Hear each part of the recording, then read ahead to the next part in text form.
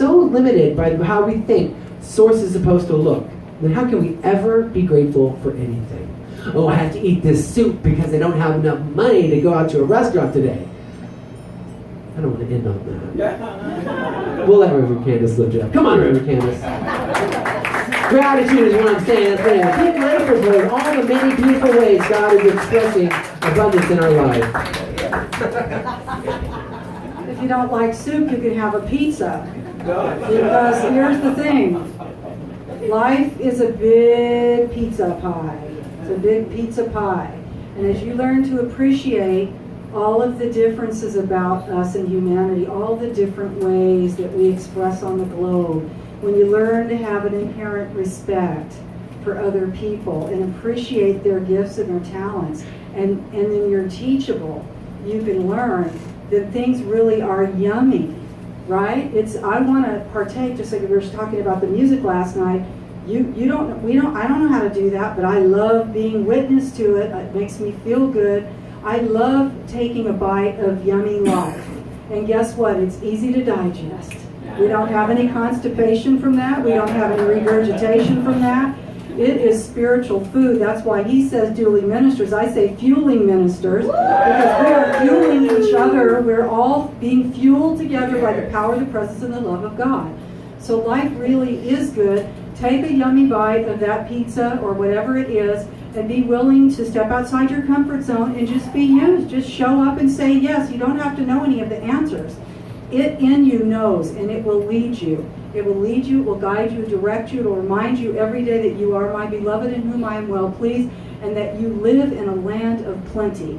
You live in a land of prosperity. You live in a land of abundance. It's the land of your own consciousness. And your own consciousness will just continue, and you'll watch it show up in your life and in your world and in your affairs. That's about all I have to say.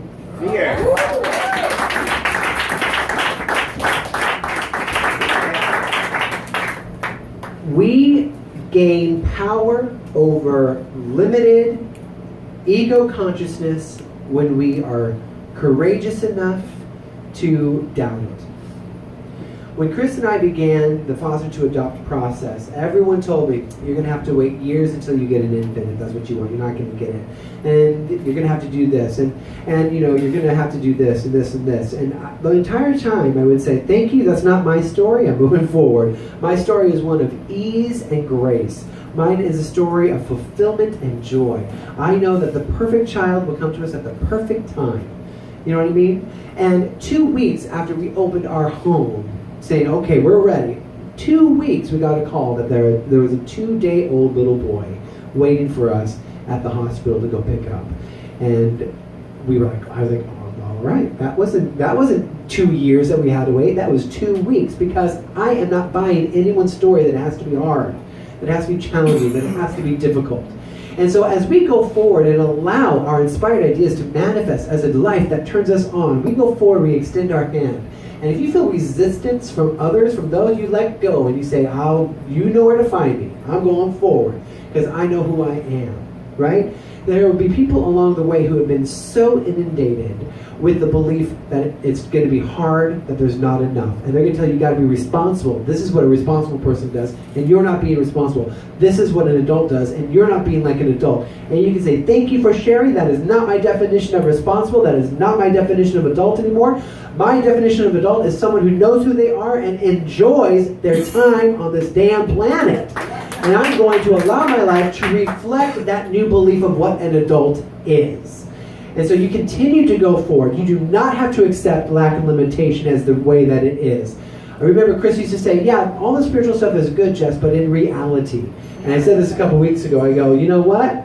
I'm going to invite you to consider this, Chris. From this point on, we allow the reality to be the spiritual truth, and that other stuff, that gets to be the limited thinking that we are letting go. We are putting into the fire to be transformed and never again to pick it up. Because my reality is that I can do anything, because I am a divine being here on this planet, come in this form to bless the world. I invite you to join me in my mission. Let's go with that. So we are grateful. It's with a grateful and full heart that we say, thank you, God, for guiding through us. Now let us place on the holy altar in our minds so we can alter our perception of any limiting idea or belief that would tell us that we have to work really hard, that there's not enough, that we have to compete, that we have to gnaw our way, claw our way to the top. Let us place all of that on the holy altar with any thoughts of lack, limitation, blame, shame, regret, anything that we're judging ourselves for, so we can forever let it go. We are cutting the cords to the past so that we can be fully present here and now. And in this breath, we know that everything we need is provided. That God is the substance of all things. And so we allow this divine substance to manifest and grow in our life as our experience, knowing that our purpose is simply to awaken to the truth of who we are and inspire others to do the same. And we are grateful for all the different channels that we get to share this purpose through music, through art, through our work, through education, through our relationships, knowing that God lives in our relationships. We allow them to be holy relationships.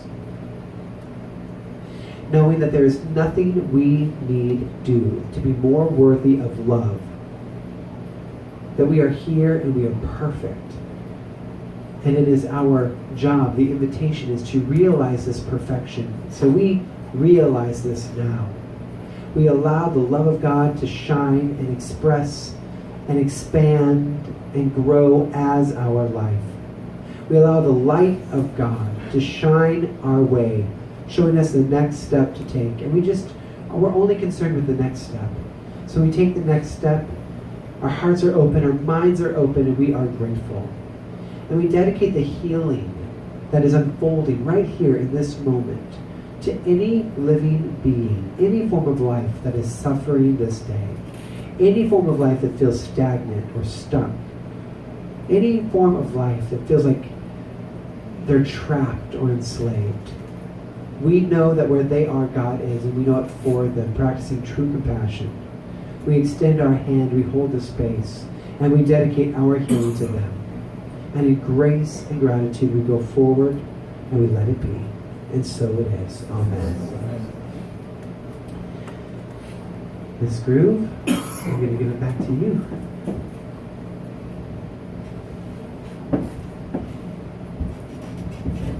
I'd like to say two things before we sing one more time about the workshop.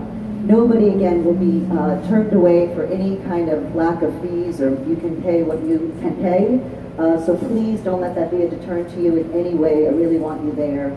The more voices, the better. The second thing I want to say about the workshop is I have a feeling there's a lot of people that's very familiar with Marianne Williamson's passage of our deepest fear. She says our deepest fear is not that we are inadequate, it is that we are powerful beyond measure. And I don't know how many times I have read that and said it out loud, because I say it in every workshop I do. I know she wasn't talking about singing when she wrote that. I don't think she was, but to me it just mirrors it perfectly. She talks about shrinking so we won't intimidate other people, and that when we step into our light, we automatically let others shine, let other people step into their light. And I think this is very true about singing. So often, especially in Germany, I teach a lot in Germany, they're taught to be very polite, very quiet. So they say, oh shit, that's me. And they shrink, like, whoa, I'll just sing it at a 3, that's a 7. I'll just bring it down to a 3 to be polite.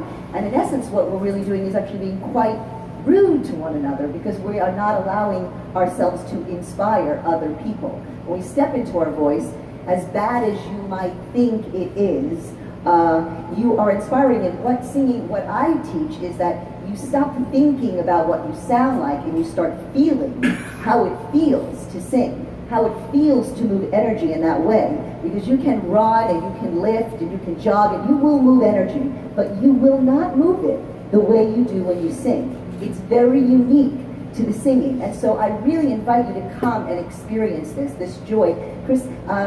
Jesse said when he came up after the mantra, he felt lightheaded.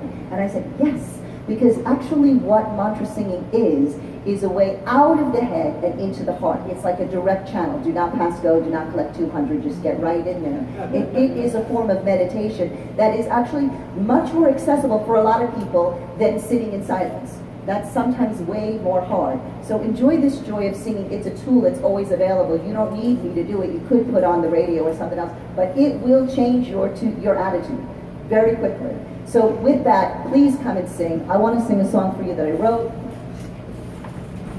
There is a part of it for us all to